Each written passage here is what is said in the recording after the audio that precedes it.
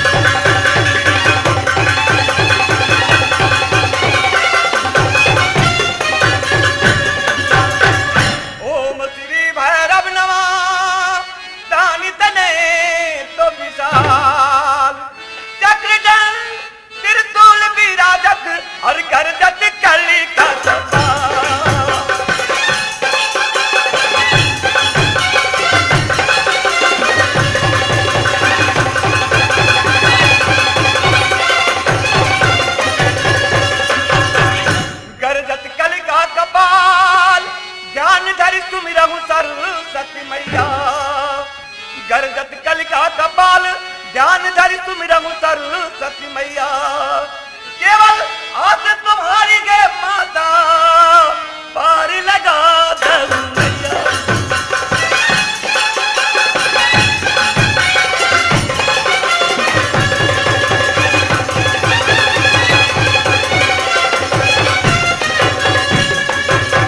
पार लगा दऊं नैया हे माता सरस्वती सभा बीच मर रैया। पार लगा दऊं नैया हे माता सरस्वती सभा बीच मर रैया। कहे श्री जगत सहनी गाय के और नाटक के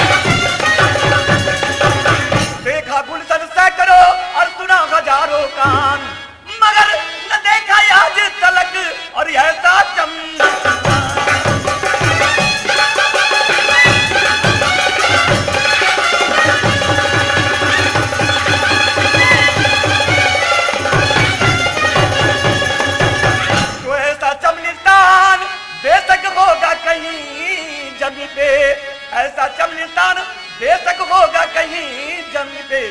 मोगरा मोती बेला चमेली और नरगिस कहीं पे।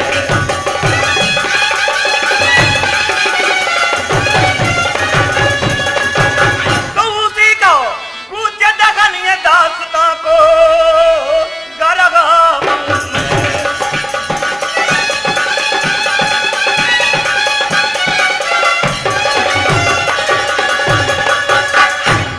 पूछे दहल ये दास्तां को गा रहा हूं मैं। तमाशा तमाशा राजा सलेश और कुसुमा मालिन हरण का दिखला रहा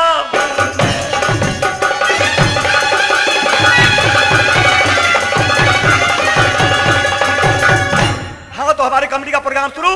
राजा सलेश कुसुमा मालिन हरण जय हिंद, जय भारत।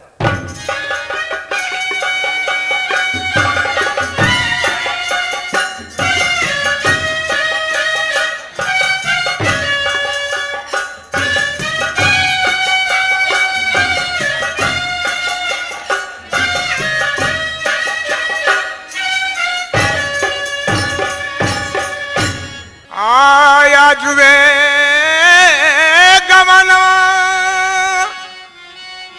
कारी के तीसपुर से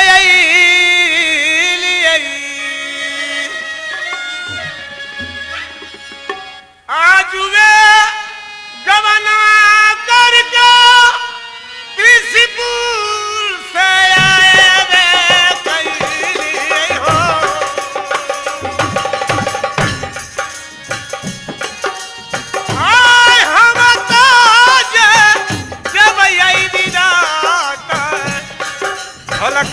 अखरवा पर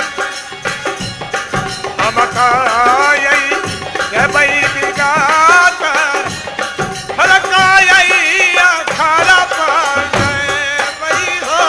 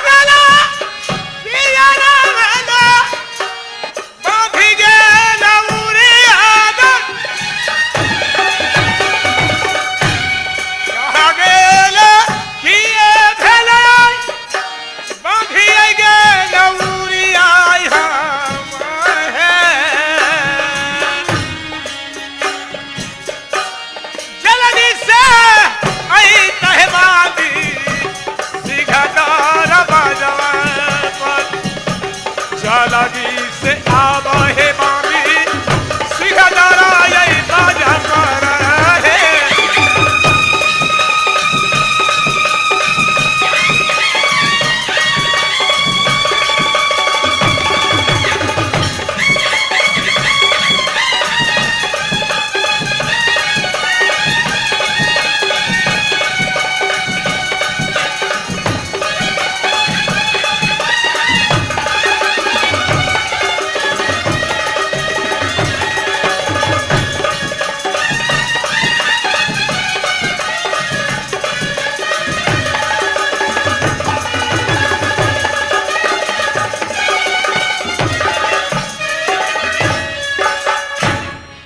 इस समय मेरा सिपाही डौड़ीदार रहता तो मैं कुछ कहकर सुनाता उसको। अभी तक मैं दिखाई नहीं दे रहा मुझे कहाँ है वो। अरे नदिया में नैया डूबल जाए अरे बाप रे बाप नदिया में नैया डूबल जाए अरे बाप रे बाप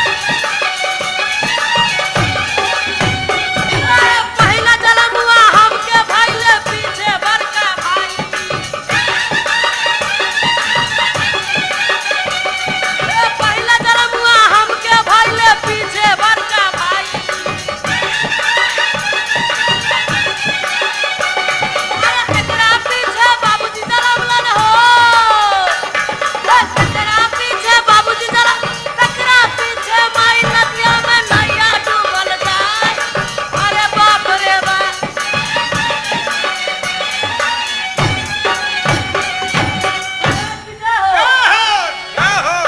क्या हो आदरो कहिए महाराज। आज तुम्हें मालूम है ना कुछ मालूम हुआ है? कुछ नहीं मालूम है महाराज। मालूम जरूर होगा कि मोतीराम आज गौना करके तीसीपुर से राज गादी में छाता आए हैं जी हाँ जो और वो सती कि मेरा विचार है कि मैं छोड़कर और सब खलगा खड़ा सो जाऊं। क्यों नहीं महाराज? तो इस समय तुम देखो और त्रिपुर वाली के तुमने बोल कर लिया कि महाराज बुला रहे हैं, जाओ। ठीक है महाराज, हम अभी जा सकते हैं, लेकिन वहाँ तो हम नहीं जाएंगे, वहाँ तो लौरीन जा सकती है महाराज। तुम जाओ, तुम्हें जाना है अभी इस समय। ठीक है।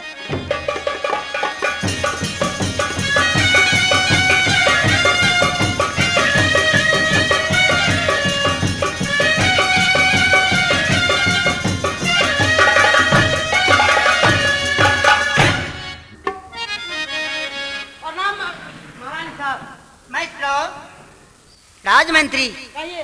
क्या बात है? अभी अभी महाराज जा रहे हैं खड़ा पर कुश्ती लड़ने के लिए। महाराज हाँ जा रहे हैं? जी। नहीं, ऐसा नहीं होगा। जल्दी चलिए ना, तो चल जाएंगे महाराज। राजमंत्री जी।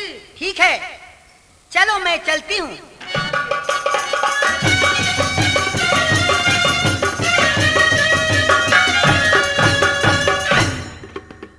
प्रणाम हुजूर। खुश रहो। आ गई वो, जी। सामने करो। क्या हुआ? आ गए महाराज। ओ मालिक, मालिक बात कर। गोर लगना नहीं। वो का नाम है, चावल में दूध रखने से खीर बन जाता है, मौगी को गोर लगने से तकदीर बन जाता है। बहू जी, जी। ऐसा कभी होता है? हम तो गोर लगते बड़ा हैं। भी खुश रहो। मैं कुछ कहने आया हूँ तुम्हें। महाराज क्या बात है? आज बड़ी मैं चलचल में आपको देख रही हूँ।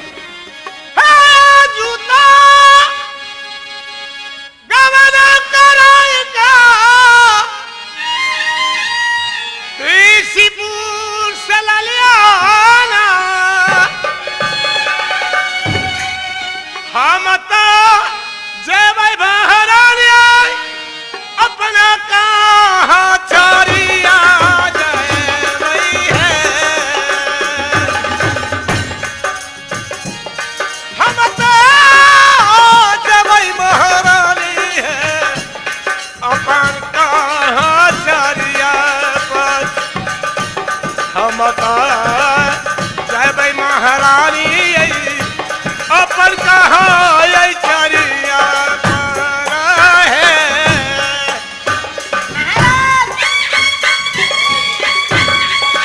ऐसा नहीं होगा।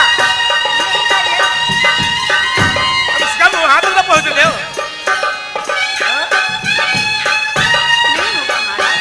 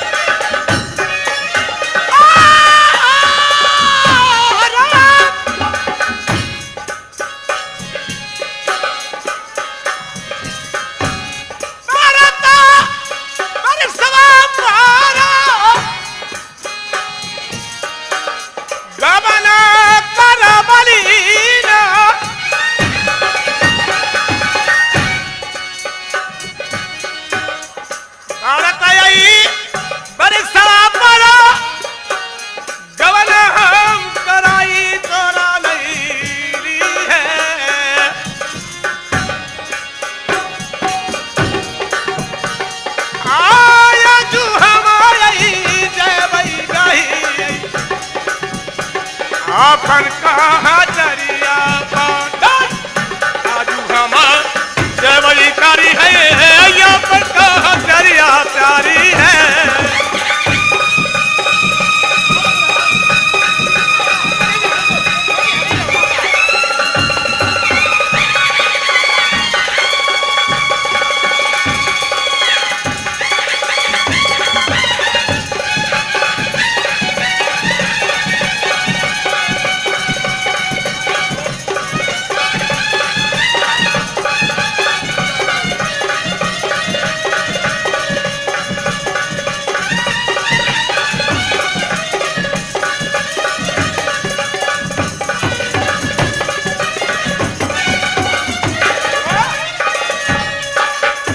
बात मानो, क्या बात है?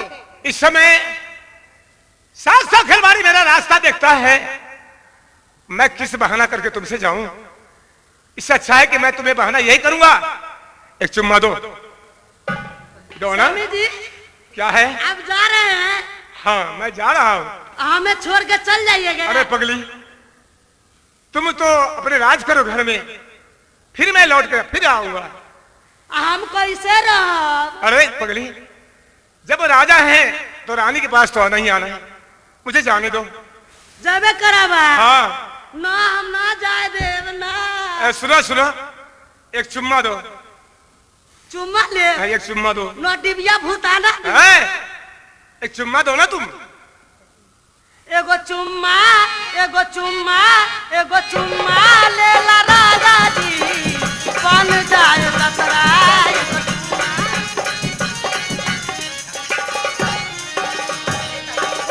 तारा परदेश बलमुआ, छोड़ के अपन देश बलमुआ, तारा परदेश बलमुआ, छोड़ के अपन देश बलमुआ, तारा परदेश बलमुआ, छोड़ के अपन देश बलमुआ। एगो चुम्मा ले ला राजा जी, बन जाए लतराए। एगो चुम्मा ले ला राजा जी। दो चुम्मा, चुम्मा दो।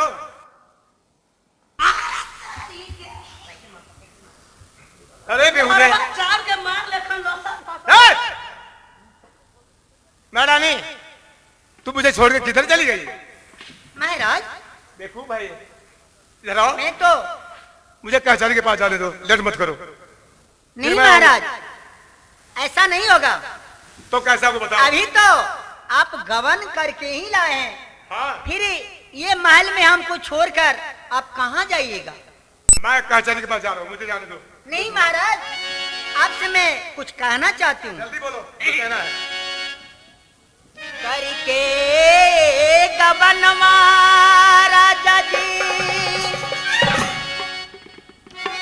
आरती सी पूरा राज सेना। बोलो। करके गबनवा राजा जी, किसी पूरा राजवा सेना हो।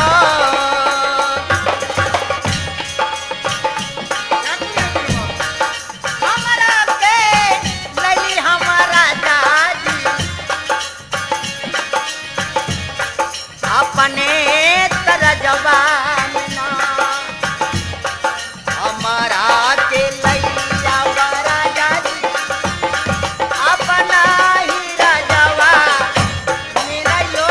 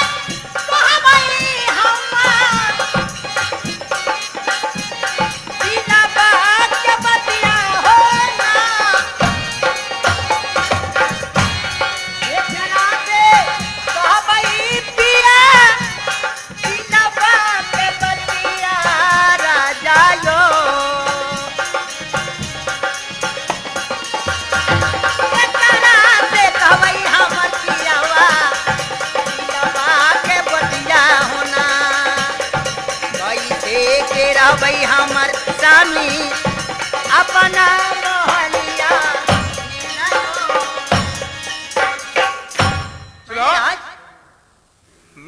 कसम कहता हूँ, मैं आता हूँ अभी 2 मिनट में। नहीं, ऐसा नहीं कीजिए।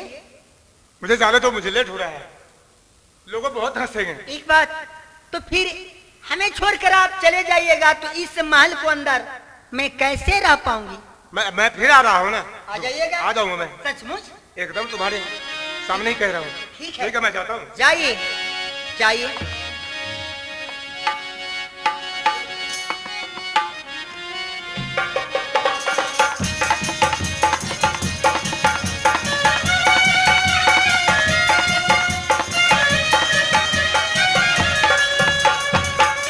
साची कहे तोरिया बन से हमारी, साची कहे तोरिया बन से हमारी, अगना में फाटल दरार भई।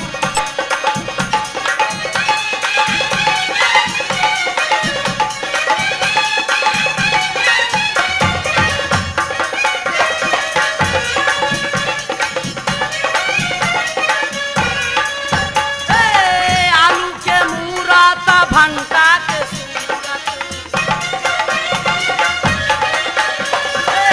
आलू के मूरत भंटा के सूरत, सजमन के आयल बहार भौजी।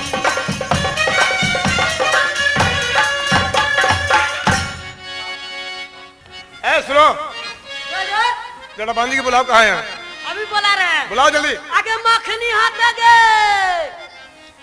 गे मखनी। क्या बात है? गे बोला लिया कखनी आले तू अखनी। क्या बात है, बोलो। क्या बात है? मालिक साहब बुला रहे हैं। ठीक है, चलो चलो।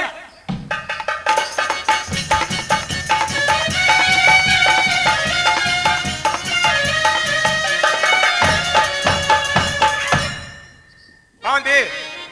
महाराज जी के चरणों में सदा दंड प्रणाम।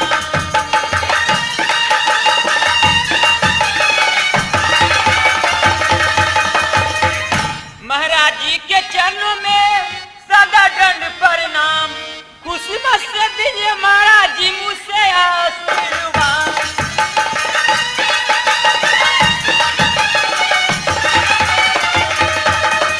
बांधी, हाँ महाराज। तुम तो जानती हो महाराज दरबार में तुमने बड़ापन गमा दिया, तो आज तुम्हें मैं निमक का सरिया मोतीराम मांग रहा है। क्या महाराज, कहिए। 3 भाई के भैयारी के बांधी, अच्छा, हम गादी मही सोथा में बड़काई भैया के नहीं आया, सुरमाया साले समरा ला गैया।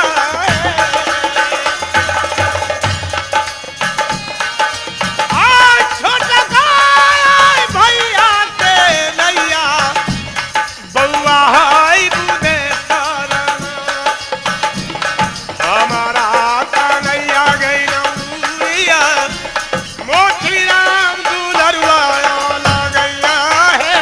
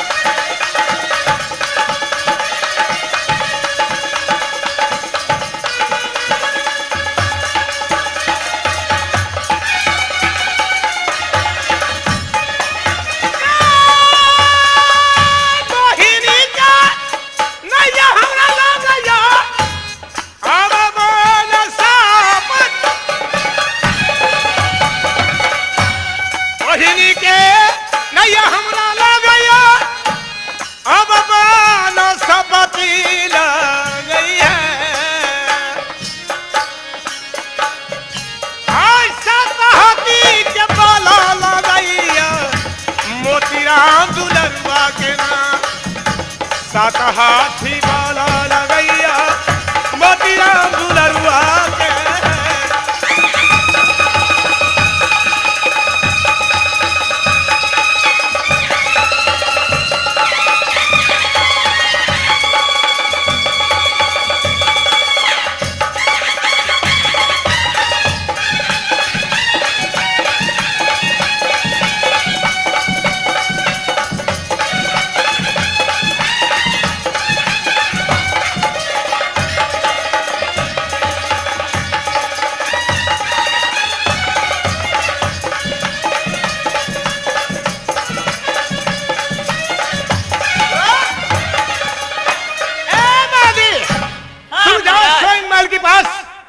और मेरा जंघिया लंगोटा जो है महारानी से मांग कर स्वयं ले आओ, क्योंकि इस समय कोहबर घर में बैठी हुई है, उसे बहाना करके हमने चले आए हैं।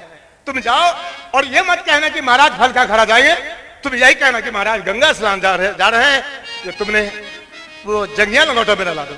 ठीक है महाराज, मैं और जा तुम रही सुन लो, तुमने नमक पानी मुझे बहुत खाई है और बालापन से हमने तुम्हें रखा, आज नमक के सरिये तुम्हें देना है। हूँ। ठीक है महाराज, मैं जाओ जा तो रही हूँ। फिर मैं चलता हूँ। ठीक है, जाइए। जाओ।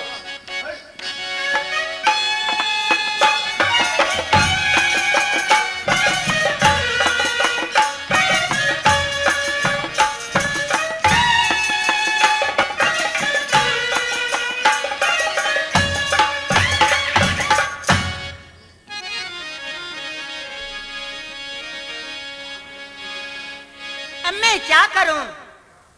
महाराज साहेब तो कहे थे कि अभी मैं जा रहा हूं और 1-2 दिन के बाद मैं आ जाऊंगा, मगर अभी तक पता नहीं है। अच्छा, मैं उनका ही चिंता में रहती हूँ।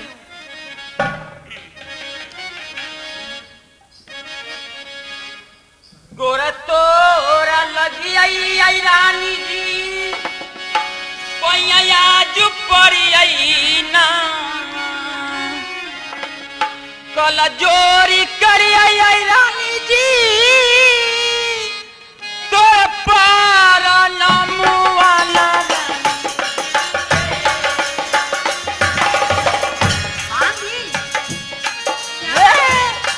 कल जोरी करी आई रानी जी, तोर पार नमुआला,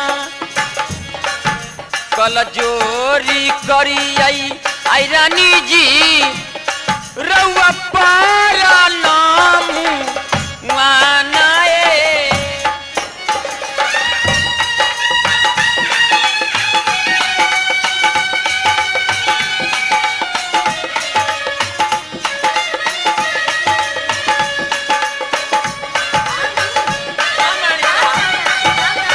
मैं बता रही हूँ।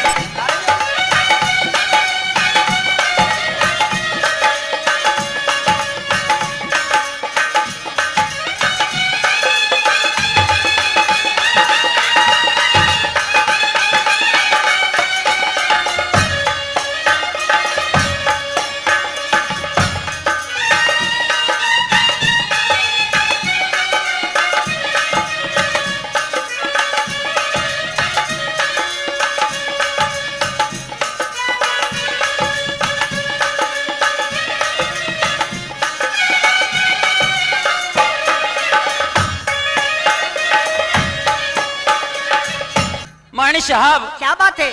महाराज जी ने बोले हैं क्या कि बोले? बांदी जाओ यहाँ से और जंघिया लंगोटा लेके और हमारे पास आओ। महाराज साहब बोले हैं हाँ महारानी साहब। जंगिया लंगोटा लाने के लिए? हाँ। बांदी, एक काम तुम करो, क्या? तुम महाराज साहब के जाकर बोल दो कि महाराज साहब आप सोए, महल के पास जाइए, आपको महारानी जो है ना वे जंगिया लंगोटा लेकर अपने हाथ में रखिए, जाकर बोल दो। ठीक है, मैं जा रही हूँ। जाओ बांदी।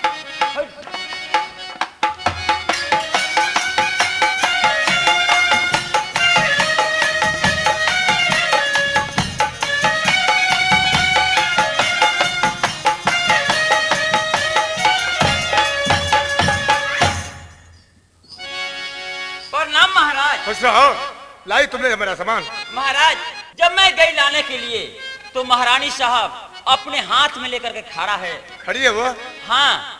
जंघिया लंगोटा लेकर खड़ी है? हाँ महाराज, और बोली है कि मैं बांदी तुम जाओ और तुम्हें मैं जंघिया लंगोटा नहीं दूंगी। तो फिर महाराज को भेज दो। बांदी? हाँ महाराज।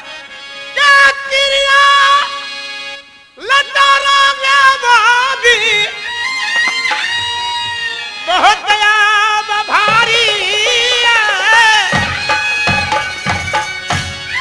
क्रिया यही लठारा मैं पढ़े मोतीराम दुलारुआ बांधी है।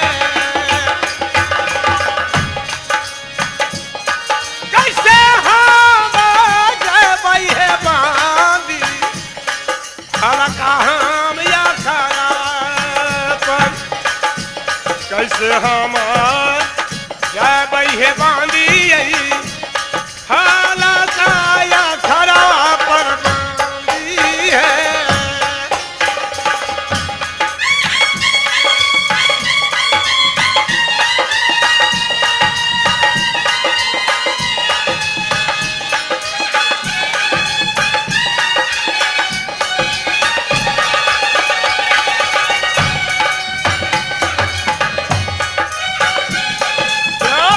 कहिए महाराज। मुझे जाना ही होगा वहां तो हाँ, आपको जाना होगा। कोई दूसरा कोई उपाय नहीं है। कोई उपाय नहीं है।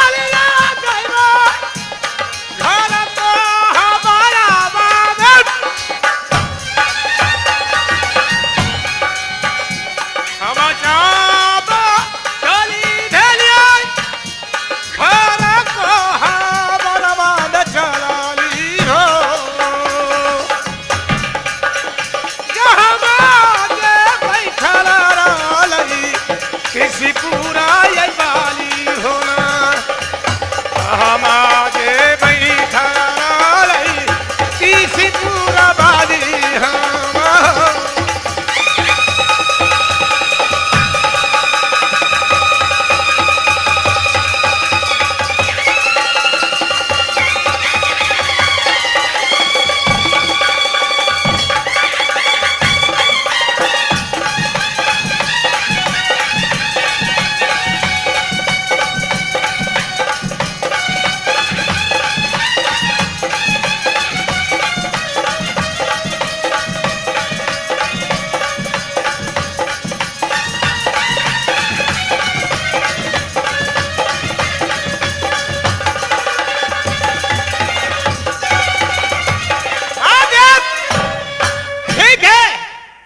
महल के पास मैं स्वयं आ रहा हूं जंगल में लेने के लिए। ठीक है महाराज। जाओ चलो तुम।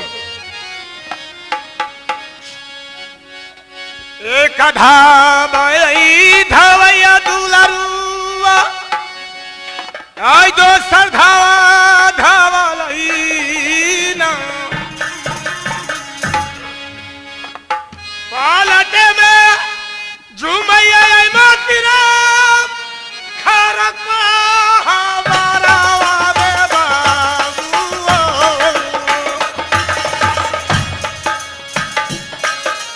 हो पालटे में आई झुमैया दुलरुआ आई घरा को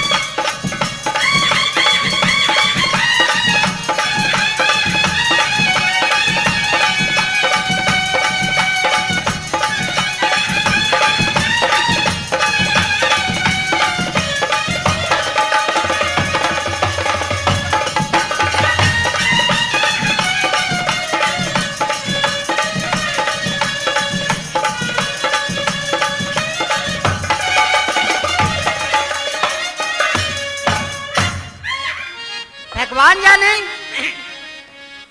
बांदी तो कही थी कि मैं जा रहा हूं राजा साहब को कहने के लिए, माल में आने के लिए, लेकिन अभी तक महाराज साहब नहीं आए। क्या बात है? प्रणाम महारानी जी। बांदी खुश रहो। क्या हुआ? महाराज आ रहे हैं। हैं कहां पर? उनको जल्दी से भेजो ना। आ गए।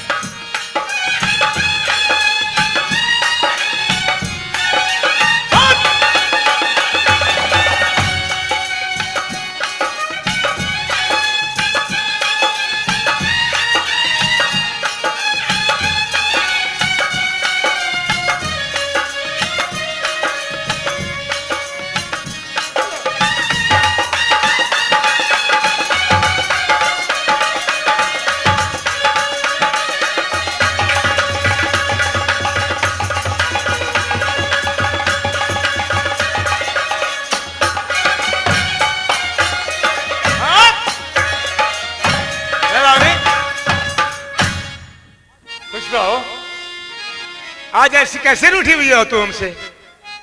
महाराज आज जंगल लवाटा लाने आई है बांदी, तुम कैसे नहीं दिया? क्या बात है? महाराज जंगिया लंगोटा तो मैं स्वयं लेकर रखी है। क्यों? तू भेजा क्यों नहीं? इसलिए नहीं भेजू ही कि आपसे कुछ कहना चाहती हूँ। तुम हमसे क्या कहना चाहती हो? बोलो। हाँ मैं बोल रही हूँ। कहो फिर, अच्छी बात कहना। कहाँ के जतरवाए राजा जी, कहाँ जा रहे हो तुम? यही तो हूँ, तुम्हारे सामने हूँ। और यहाँ नहीं हूँ। रौरता बनैली हन्ना,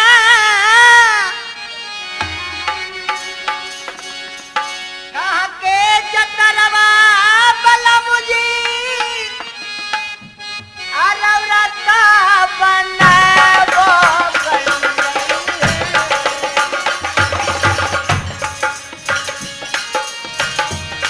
साही साही हलिया बलमुजी, हमरा से बतैती सही हालतिया हमर पियबा, हमसे बतेबो करती हो। महाराज कहाँ जा रहे हैं? बताऊंगा अभी, इसी समय बताऊंगा।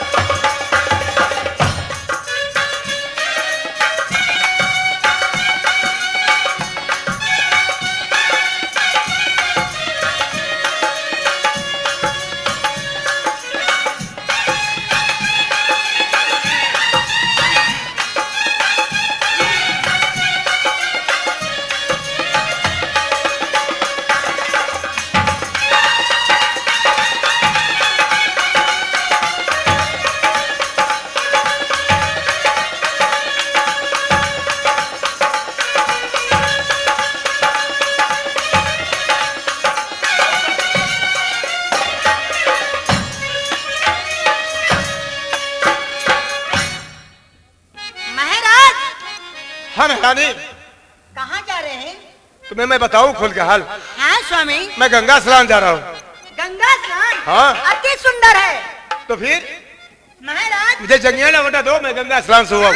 मैं दे रही हूँ। तो लाओ भी। मगर बड़ी खुशी की है बात। खुशी की बात तो है गंगा स्नान क्यों करने की। नहीं, जबकि जिस समय रामचंद्र भगवान को वनवास मिला था, अच्छा, तो सीता भी उनको साथे साथे गई थी। वैसा ही गंगा स्नान करने के लिए आपको साथ मैं भी जाऊंगी। अरे पगली, ऐसी बात नहीं होते हैं। क्यों? अब हम कहीं जाए तुम मेरा पीछा जाओ, कोई मेला जाओ करने के लिए तो वहां जाओ, ये ऐसी बात नहीं है। नहीं महाराज, तुम यहीं रहो, तो नैन अवतार हो, अभी आए हो, गौना करके लाए तुम्हें, और तुम यहाँ भी राजो।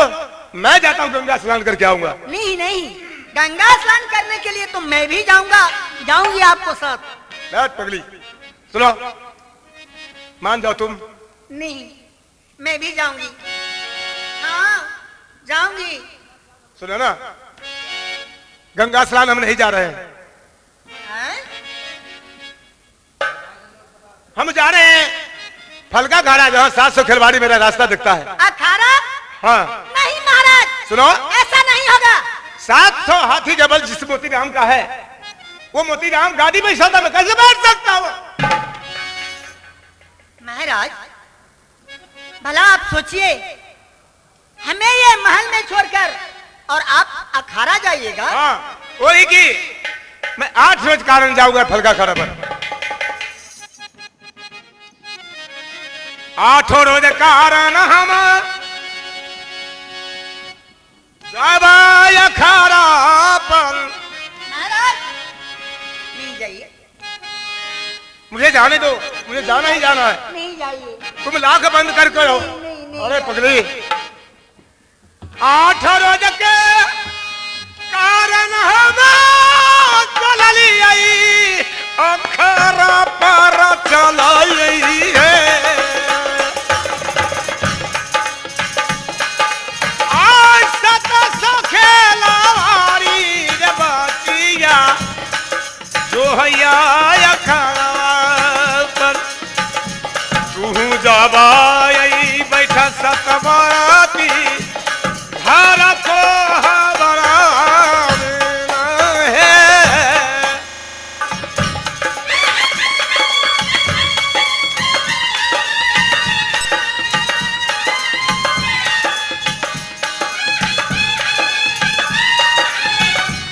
आप लोग के लिए बजा रहा हूँ।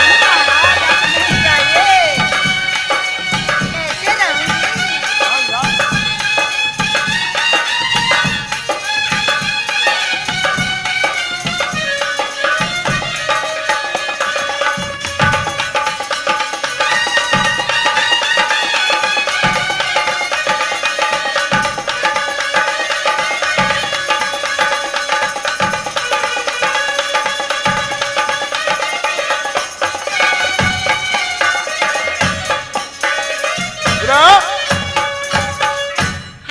तुम्हारा कॉल मैं पूरा करके जाऊंगा। तुम जाओ इस समय महल के पास जाओ, और महल में तत्काल के लिए तुम्हारे ये तलवार की लकीर मैं मार कर जाता हूँ। तलवार की लकीर तुम्हें बहुत भारी पड़ेगी। अच्छा, जैसे लक्ष्मण जी लकीर मार के गए थे, हाँ हाँ, वैसे मैं तुम्हें तलवार की लकीर मैं मार कर जाता हूँ। ठीक है। घर को हमारा में लकीरा मोती राम मारा लई मारिका लकीरा यही मोती राम भगलई अखाड़ा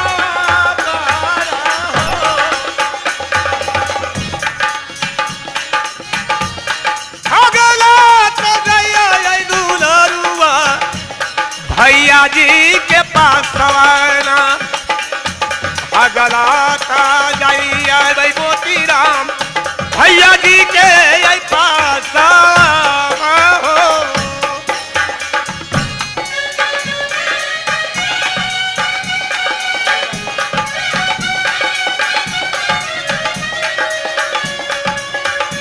मैं जाता हूँ, जाओ।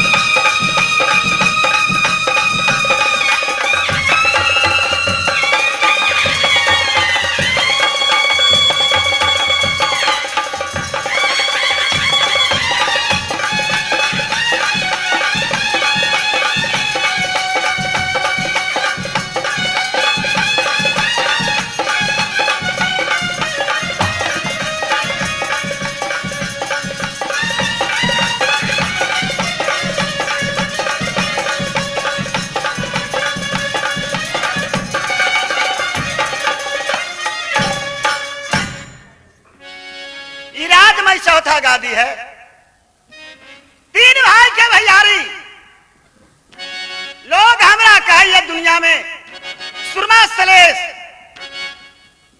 हमरा से छोट भाई जिनकर नाम मोतीराम, उनका से छोट जिनकर नाम बउआ बुधेश्वर।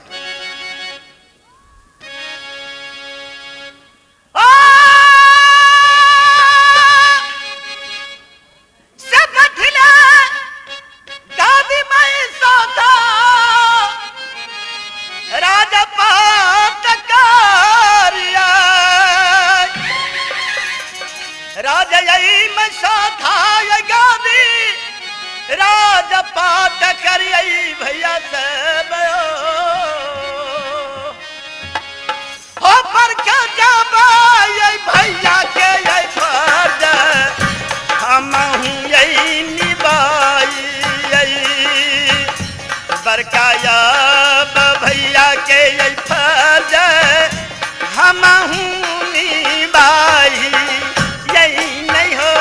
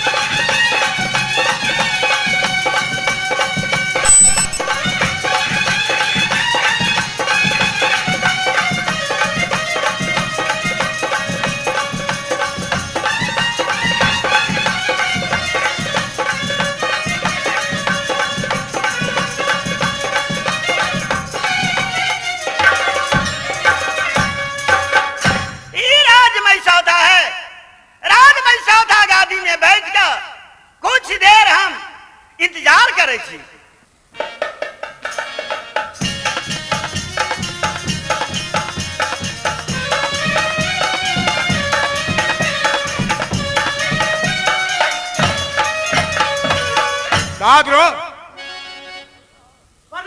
खुश रहो। जाकर देखो कचहरी के पास भैया सलेश हैं।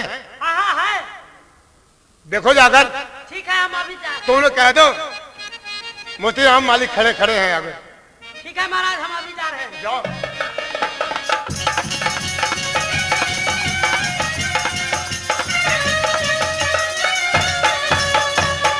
महाराज की जय हो। जय हो जय हो जय हो। महाराज हाँ अभी अभी आपको छोटे भाई साहब मिलना चाहते हैं। क्या मोतीराम मिलना चाहते हैं? जी महाराज। तो ठीक है उन्हें बुला करके ले आओ मेरे पास। अच्छा ठीक है महाराज।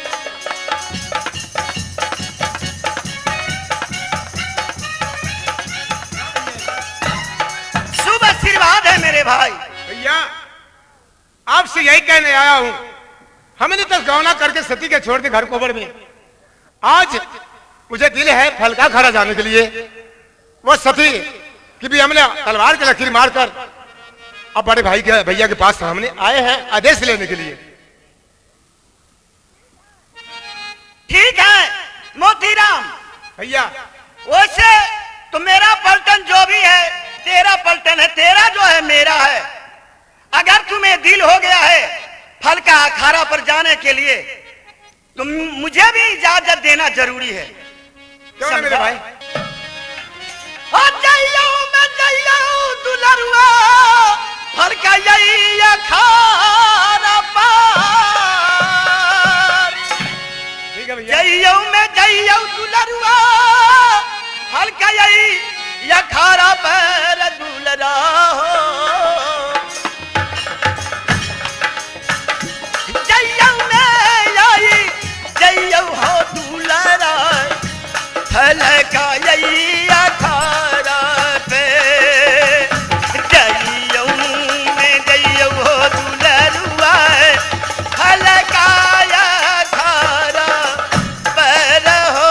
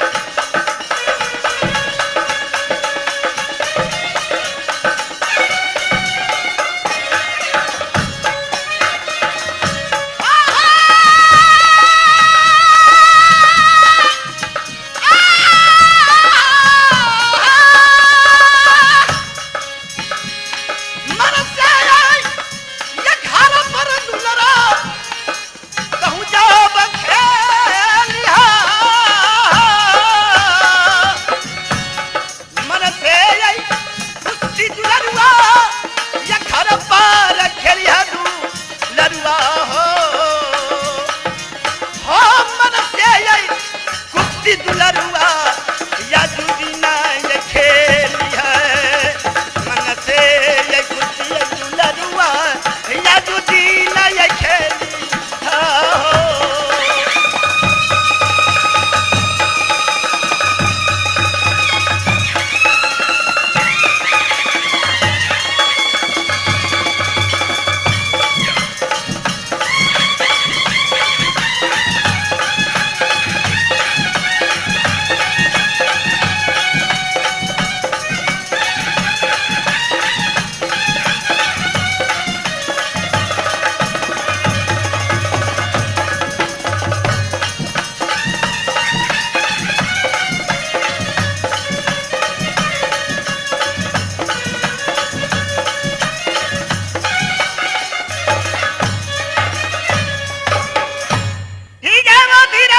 ठीक है भैया।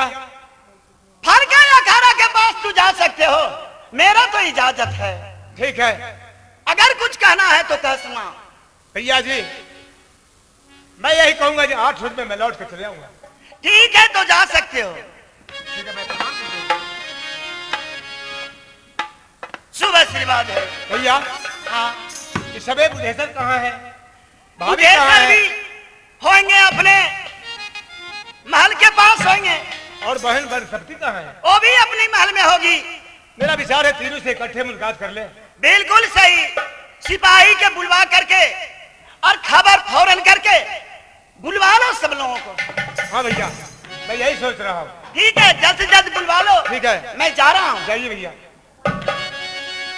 सिपाही कहिए महाराज। जाओ तुम यहाँ से बुधेश्वर और बनसप्ती के तुमने जैसे बुलाकर यहाँ ले आओ और ठीक है महाराज।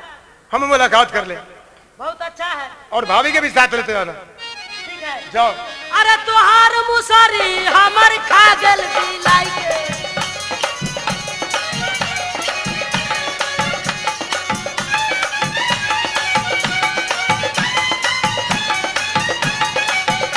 ओ खागल बिलाई के हो, खागल बिलाई के हो। तुहार मुसरी हमर खागल बिलाई के।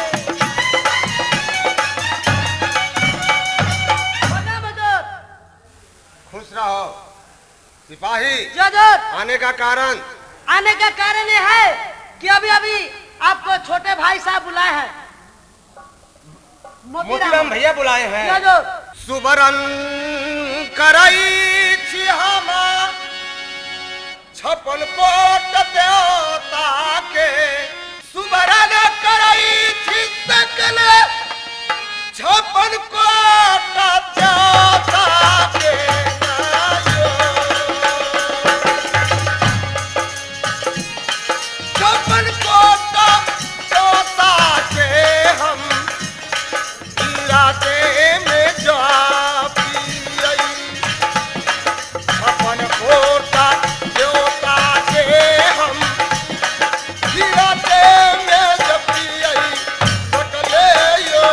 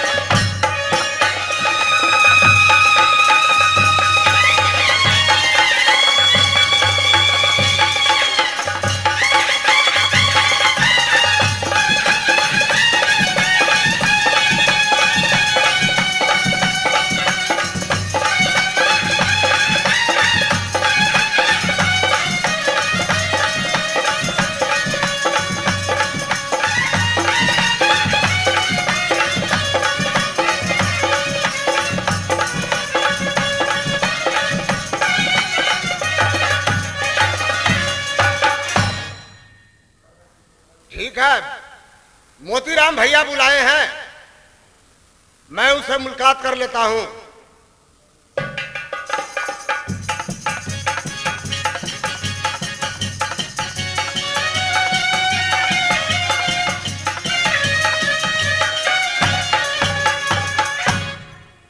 प्रणाम भैया। खुश रहो बुधे सर। आज बहुत मैं खुश हूँ क्योंकि हम जा रहे फलका खड़ा, और भैया सलेश से भी पूछे हैं कि भैया मैं जा रहा हूँ फलका खड़ा। क्या फलका खड़ा जा रहे हैं? हाँ, वो आदेश दिए हैं कि ठीक है भाई तुम जा सकते हो।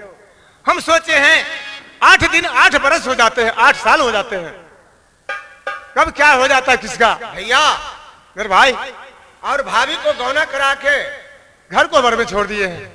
घर में छोड़ के जा रहे हैं? हाँ भाई, भाई क्या करे, मजबूरी है मेरा पास। आपको पास मजबूरी? बहुत मजबूरी है। तो ठीक है, आप जा सकते हैं। ठीक है, तुमने आदेश दिया तो फिर मेरा दिल बहुत खुश हो गया। जाइए। ठीक है, जाओ। अरे थानी मुलाकात चलई भौजी हमर कैलाना तानिए मुलाकात है भाऊजिया देवरा से काला हम भाऊजी है। तन बुलाया कहता यही भाऊजी देवरा से करता है ना हम हूता देवैया भाऊजी यही फलका यही अखारा खारा है।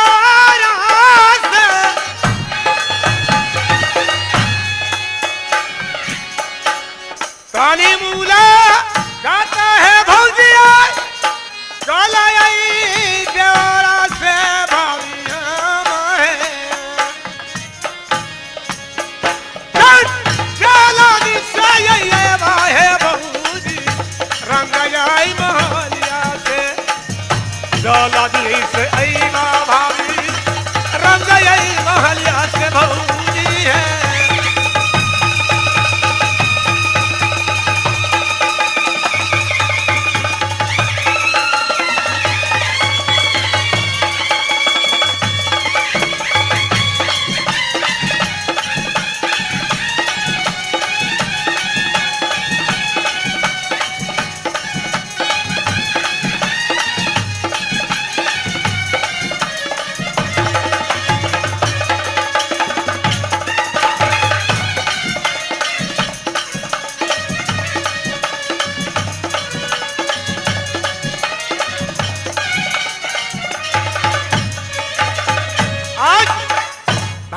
मिलकर मैं स्वयं चले जाऊंगा फलका खड़ा।